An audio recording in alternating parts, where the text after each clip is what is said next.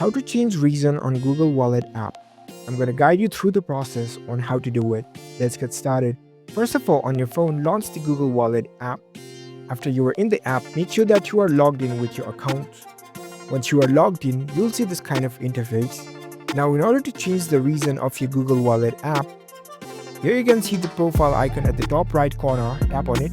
Now select this wallet settings option. Tap on this payment profile option at the top. It'll prompt you to the payment center. From here, you can select a payment method.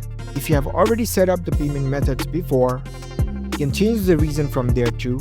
Here at the top, you can see your name and the drop down icon. Tap on it. You can see the different payment profile associated with your account. You can change the reason from here too.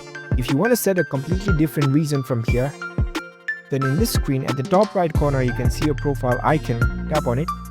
Now select this manage your Google account option. Now go to personal info. Scroll down to the bottom, and over here you can see this addresses section. You can set the different reason for your home address. You can choose it from the map or enter manually. You can set a different reason for your work.